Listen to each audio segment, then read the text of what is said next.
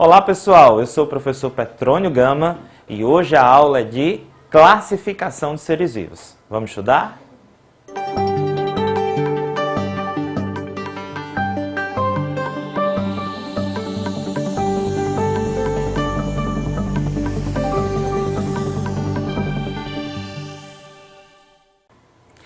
Pessoal, na aula de hoje nós vamos aprender como é que os organismos, como é que os seres vivos são classificados. Para isso, a ciência que estuda a classificação dos seres vivos é a taxonomia. E o que é a taxonomia? A taxonomia é a ciência dentro da biologia que vai fazer a organização, colocar todos os seres vivos dentro de uma ordem, porque nós temos animais diversos. Imaginem só, uma mosca, uma aranha, um gato, animais que têm 4 patas, outros que têm 8. Como é que faz? Eles pertencem a que grupo, a que reino? Então, por isso, existe uma ciência capaz de conseguir organizar isso tudo e colocar tudo em ordem. É a taxonomia. Na taxonomia, nós vamos conseguir entender grupos que são muito grandes e segmentá-los até chegarmos ao nível mais unitário, que é a espécie. Então nós vamos fazer o quê? Nós vamos entender que existem grupos grandes, chamados de reinos, e esses reinos comportam uma grande diversidade de espécies. E cada espécie ela é única, ela é individualizada. Imagine aqui que eu tenho essa onça. De que reino ela pertence? De que grupo ela pertence? Quais são as características que ela tem para a gente chegar a identificá-la como onça? Então vamos entender melhor. Esse moço é um carinhoso, né? Esse senhor, chamado Linneu, foi quem propôs um sistema de classificação para os seres vivos, a partir de um livro que ele mesmo publicou, chamado Système Nature, em 1735. Foi ele quem conseguiu dar as primeiras clareadas, as primeiras, vamos dizer assim, os primeiros momentos para poder entendermos como é que seria essa classificação. Então foi que o Linneu propôs. Ele estabeleceu primeiro a espécie como base da classificação. Tudo vai para o nível de espécie. Ele conseguiu agrupar 5 grupos taxonômicos. Quais seriam? O reino, algo maior, a classe, a ordem, o gênero e a espécie. Ele propôs o uso de palavras latinas para a gente poder identificar cada uma das espécies. E, por último, ele estabeleceu uma nomenclatura. Cada espécie na natureza tem um nome, e esse nome é escrito de forma ordenada. Existem regras para a gente nomear as espécies, e a gente vai entender ainda na aula de hoje. Mas vamos entender ainda mais um pouquinho da classificação. Então, por exemplo, aqui eu tenho o gato, que aqui eu tenho o nome científico do gato, Felis catus, e aqui eu tenho a pantera, Panthera tigris, na verdade o tigre, né? O nome dele é Panthera tigris. Olha que bonito. Todos dois são felinos, todos dois são carnívoros, mas eles pertencem a espécies distintas. E a gente vai entender o porquê. Vamos lá. Então, dentro daquilo que Linneu propôs, a gente tem uma unidade maior que é o reino, e esse reino vai descendo até chegarmos a nível de espécie. Vamos ler ao contrário? Espécie, então, é a unidade taxonômica, na qual espécies pertencem a gêneros distintos. Esses gêneros são agrupamentos que formam famílias. Várias famílias vão formar ordens. As ordens, então, formam classes. As classes vão formar filos e os filos juntos vão formar um reino. Quantos reinos na natureza nós temos? A princípio, nós temos 5 grandes reinos. Reino Monera é o reino das bactérias. O reino Protista, que nós vamos estudar em breve. O reino dos protozoários e das algas. O reino dos fungos, reino Fungi. O reino dos animais, reino Animalia. E o reino vegetal, que agrupa todos os vegetais da natureza. Reino Animalia, também conhecido como Metazoa, e reino vegetal, conhecido como Metáfita. Então, por exemplo, aqui eu quero classificar o cão doméstico. O cachorro, quase todo mundo tem um cãozinho em casa. Como é que é a classificação dele? Eu preciso partir de algo maior. Se nós formos vermos aqui, dentro deste exemplo, o cachorro aqui está misturado com loba, raposo, urso, homem, o sapo, a sídia e uma barata. Entre todos esses, eles pertencem a um grande reino, que é o reino animal. Porém, o cachorro pertence a um grupamento menor, que é o filo cordata, que é o grupo daqueles que apresentam notocorda dentro do seu desenvolvimento embrionário. A notocorda ela vai formar a nossa coluna vertebral. Em alguns animais, essa notocorda desaparece, logo depois que ele se transforma no indivíduo adulto. Mas em alguns, essa notocorda vai dar origem à coluna vertebral. Dentro dos cordados, eu tenho um subfilo, que são os vertebrados, aqueles que vão ter vértebras. E o cachorro continua ali. Dentro dos vertebrados, eu tenho uma classe, que é a classe dos mamíferos, aqueles que vão apresentar glândulas mamárias. E olha, daqui para cá, o sapo sumiu, porque o sapo é uma outra classe, a classe anfíbia. Descendo mais um pouquinho, eu consigo perceber que o cachorro, assim como o lobo, a raposa e o urso, pertencem a uma ordem, a ordem dos carnívoros. E o homem sumiu. Mas por que o homem sumiu? Nós não somos carnívoros? Sim, eu como carne, você come carne. Mas nós também comemos vegetais. Por comermos carne e vegetais, nós somos classificados como onívoros e não apenas carnívoros, ok? Dentro da ordem, eu encontro uma família, a família dos cães. Cão, lobo, raposa, tudo pertence à mesma família. O urso é outra família, apesar dele ser carnívoro. Dentro dessa família, eu encontro um gênero, o gênero Canis. Aqui, a raposa saiu porque ela não pertence mais a esse mesmo gênero, mas o cãozinho e o lobo sim. E agora eu consigo classificar a espécie do cão. Ele é Canis familiaris, o cão doméstico.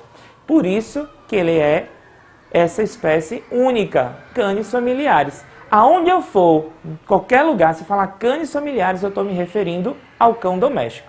E o lobo é o Canis lupus. Então assim é que a gente consegue classificar um organismo, ok? Em 1990, o Carl Lewis, ele fez uma outra classificação, ele nos deu um novo entendimento, que além dos reinos, a gente ainda apresenta domínios. E o que seria domínio? Grupamento dos reinos. Quais são os domínios que ele agrupou?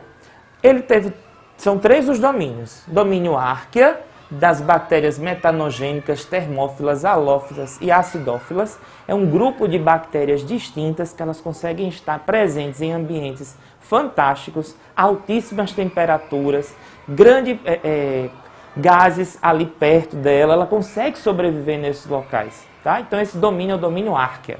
Nós temos o domínio bactéria, que seria também de grupamento Monera, ou seja, desse grupo de espécies que tem como característica serem bem primitivos, mas são de todas as bactérias comuns. E eu tenho um grande domínio, que é o domínio Eucária, de todos os organismos eucariontes. Tá? Essa classificação é recente, de 1990 para cá, mas ela hoje está já configurada em todos os livros e você precisa saber disso, ok? Como é que eu dou nome a uma espécie? A nomenclatura da espécie segue 2 nomes, é o sistema binomial proposto por Linneu, onde o primeiro nome se refere à categoria gênero e toda vez eu escrevo esse gênero em letra maiúscula. O segundo nome é o epíteto específico, a palavrinha que vai se referir à espécie mesmo. Então, o segundo nome é escrito com inicial minúscula. Então, por exemplo, aqui ó, o Crotalus terrificus, que é o nome da cascavel. O primeiro nome se refere ao gênero e o segundo nome é o epíteto da espécie. Escrito em inicial maiúscula, escrito em inicial minúscula. Agora, como ele é um nome de uma espécie, tem mais 2 regras. A segunda, tem que ser escrito numa linguagem universal. E a língua universal é o latim. O latim é uma língua morta. Hoje em dia ninguém mais usa o latim, ninguém fala mais em latim. Porém, contudo, todavia, entretanto, ele foi muito divulgado em todo o nosso mundo. Por isso que ele ficou universal. Então, hoje, todos os nomes científicos são latinizados. E, por último, se eu estiver escrevendo o nome, eu tenho que colocar ele em destaque. Se eu estiver digitando, eu tenho que deixar ele em itálico. Se eu estiver escrevendo, eu posso estar ali, ó, tenho que estar sublinhando esse nome, dando destaque ao texto, ok? Existem nomes com mais de 2 nomes? Existe, porque nem sempre as espécies conseguem chegar a esse nível bem específico mesmo, saber isso aqui é a espécie X. Não, a gente pode estar classificando uma espécie e achar ela semelhante ou parecida com um subgênero ou com uma subespécie. No caso de subgêneros, eu vou escrever o nome do gênero, o segundo nome vai ser o do subgênero, ao qual eu acho ela parecida à espécie, e por último vem o nome do epíteto específico. Esse segundo nome está escrito também com inicial maiúscula e entre parênteses. Sempre o nome do subgênero vai estar entre o gênero e o epíteto específico, escrito com inicial maiúscula e entre parênteses. Já que a ré americana alba, que é a ema branca, eu tenho o nome do gênero, a espécie e a subespécie. Então, a subespécie ela vem depois do nome específico. E ela também é escrita com inicial minúscula. Existe também, gente, a tautomeria, que é quando eu tenho um nome específico que ele está repetido, o nome do gênero e o nome da espécie. Como é o caso do gorila. Gorila é o nome dele. Então, é escrito inicial. O primeiro nome é o gênero, escrito com inicial maiúsculo, e o segundo é da espécie, com inicial minúscula. E repetido, gorila. As espécies são estáticas ou elas podem se modificar ao longo do tempo? Com certeza, as espécies se modificam ao longo do tempo. É isso que a evolução também estuda. A evolução diz que as espécies foram se modificando e gerando outras espécies.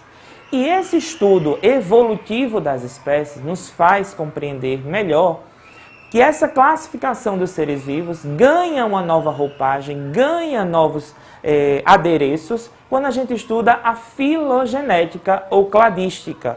E aí, a cladística vai ser o processo de entender esse processo evolutivo das espécies, essa diversidade das espécies, através de modificações que foram acontecendo. Essas modificações são anagêneses ou cladogêneses. E aí, ela é baseada na ancestralidade evolutiva entre as espécies existentes, as atuais, e as que já foram extintas. A gente faz um comparativo entre elas para ver que semelhança elas têm, que diferenças elas têm. E se aparece uma novidade evolutiva e se ela permanece, a gente diz que a espécie realmente evoluiu. E eu posso mostrar isso através de um cladograma, que é uma espécie de representação da filogenia ou da semelhança entre algumas espécies. Aqui em cima eu vou colocar as espécies atuais e aqui embaixo as espécies ancestrais. Cada um desses ramos aqui vai dar origem a uma espécie e cada ponto desse, cada nó desse, representa justamente uma modificação que aconteceu ao longo de vários anos para cada uma dessas espécies, ok? Para a gente fechar a aula de hoje e entender bem todo esse processo de classificação de seres vivos, vamos exercitar. O esquema que está aqui representado tem 4 categorias de classificação inclusivas. Se os triângulos representam uma determinada espécie, o círculo será o quê? Bom, então a gente viu que a gente tem categorias taxonômicas, da maior, que é o reino, a menor, que é a espécie. Se essa daqui é a espécie, vamos fazer agora de trás para frente. Triângulo é a espécie. Se as espécies estão juntas, o quadrado então representa um gênero. E gêneros que estão juntos, estão agrupados aqui dentro de quem? De família. Portanto, o círculo representa uma família. Resposta certa, letra D. Se a gente fosse perguntar sobre essa outra figura, que é um hexágono, aqui o círculo é a família, então quem vem depois da família? Famílias estão juntas formando ordens, ok? Essa questão e outras questões a gente encontra aqui no nosso módulo 1 do segundo ano. E para qualquer outras informações, vocês podem acessar o nosso site, colégiointerativo.com.br. E lá você vai ter mais videoaulas e você pode curtir, compartilhar, comentar, fazer qualquer questionamento que a gente vai estar aqui para lhe ajudar. Bons estudos, pessoal!